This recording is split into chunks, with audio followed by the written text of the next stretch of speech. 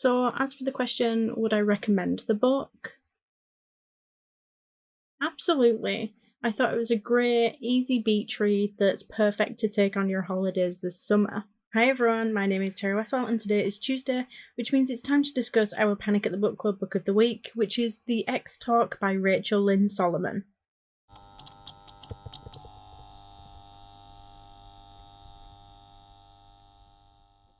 If you like romance, fantasy, or even thriller, basically anything fiction book related, then I suggest you head on over to the channel's intro video, where you can find out more information on how you can take part in this online book club. We list the next 4 books down below, along with the discussion dates. That way you can choose a genre that best suits you, and the best time frame to read it in. We also accept your bookish feedback in a wide manner of ways. Post your comment below a video, send in a voice note, or even send me a short video clip of you discussing the book. Alternatively, you can just send me a direct message. Shay has worked at her Seattle radio station for almost a year, but recently she's been clashing with her new colleague Dominic, who's fresh off a journalism course and convinced he knows everything about radio. When the station needs a new concept, Shay proposes The X Talk, where 2 exes give relationship advice live on air. Each armed with their own disastrous relationship stories, Shay and Dominic are the perfect co-hosts, even if it does come with a little tension. Their spiky dynamic is an instant hit, and soon The X Talk is climbing the charts. But when Shay and Dominic start to fall for each other, is this the start of something amazing, or is it the end of their careers? This is the spoiler-free section of the video, where first we'll discuss any spoiler-free points, before moving on to a clearly marked section of the video which will contain spoilers and more specifics about the book. Jumping right in with those chapter lengths, which in my opinion were the ideal length, with the longest one being around 14 pages. It was also super easy to read, so I found myself flying through each chapter. You could read a chapter before bed, but let's be realistic. I'd have the intention of reading only 1 chapter, but I'd end up devouring 5.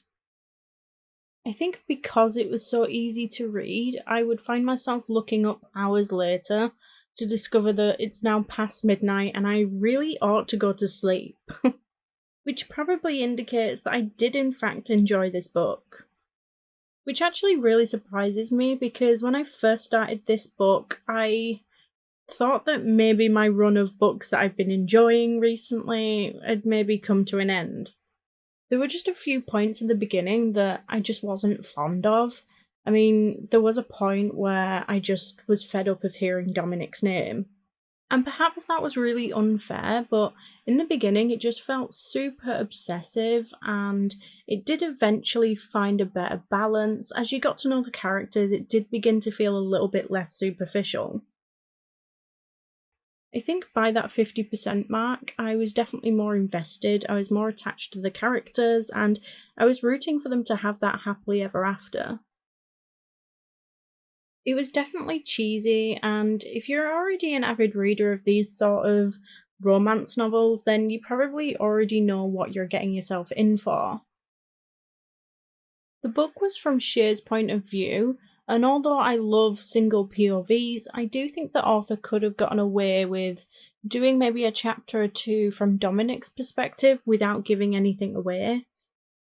I really liked how realistic these characters were in a lot of ways. I mean, it's super common to read about these characters that are really confident and suave, especially in romance novels. But these ones just felt like they were facing very real and relatable problems that, especially as a millennial, I felt that I could relate to. I will say that I was quite surprised with just how much spice was in this one. I mean, I do think it was written really well. I don't think it went on for pages and pages. It wasn't super explicit, while at the same time it wasn't that cheesy fade to black either. Also, the book was really inclusive in a sort of yes and sort of way, if that makes sense. Like, the book included different cultures, it had a lesbian character, it even had a bisexual character that didn't feel like it was constantly in your face. Like, yeah, we have a bisexual character. And I guess it just felt really refreshing that it didn't feel the need to be super obvious while still being included.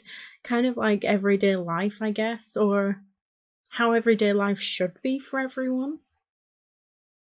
All that while also not shying away from the clearly sexist and misogynistic behaviours that you still find in a lot of workplaces today. If I had to compare this to any other book, it would probably be something by Emily Henry, probably more Happy Place than Beach Read. Or perhaps something like Done and Dusted, but instead of horses, it's a passion for radio and journalism. Now moving on to that part of the video where I suggest if you haven't read this book yet, go do that first because beyond this point there will definitely be spoilers.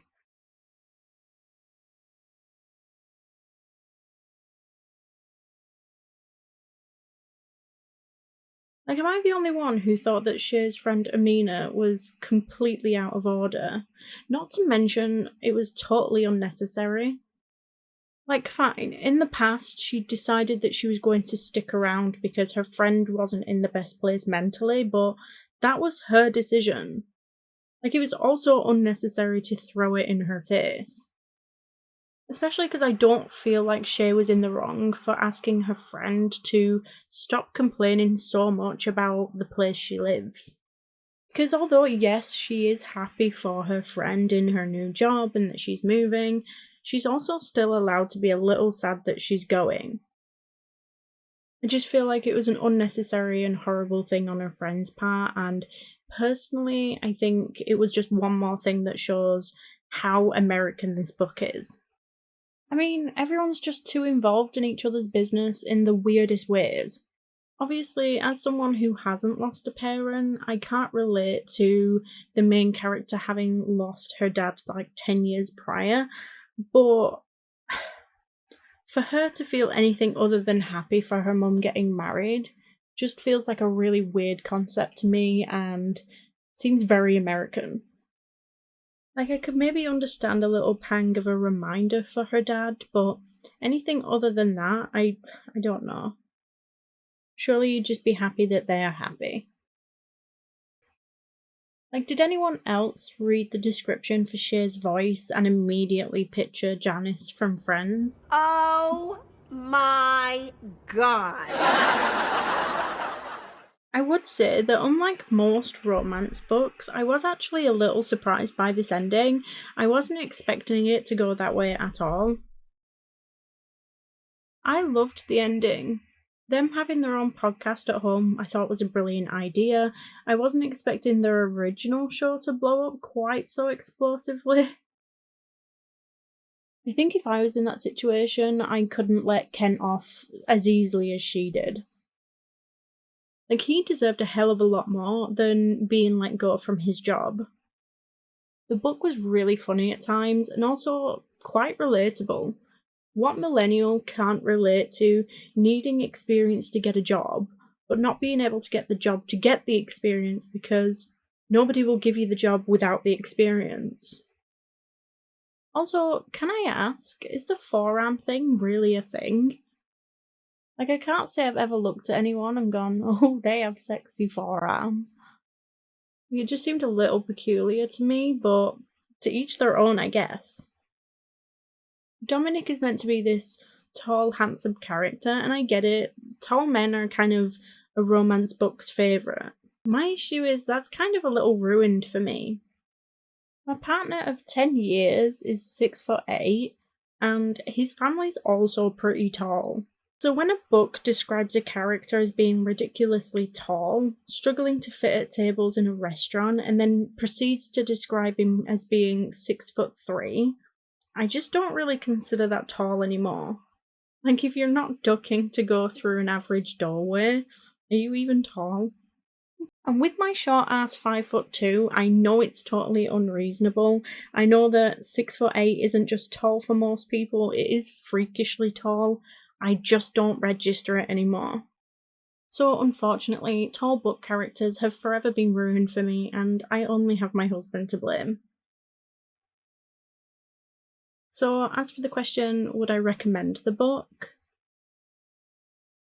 Absolutely. I thought it was a great, easy beach read that's perfect to take on your holidays this summer. Although I wasn't really sure about it at first, I thought the characters were really relatable, the book had its funny moments, and I really liked that ending. And will I be reading any more of Rachel Lynn Solomon? Although I don't currently have another Rachel Lynn Solomon book on my TBR, I certainly wouldn't mind reading another. So if there is a particular one that you think I should add, then please feel free to let me know.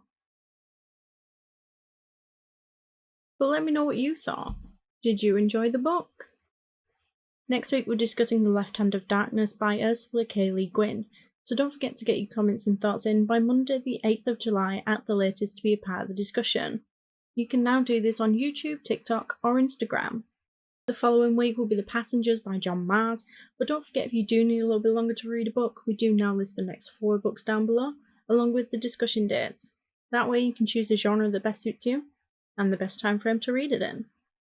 Thank you all for joining, and if you like this video, please don't forget to like and subscribe. It is always appreciated, and I will see you next week. Bye!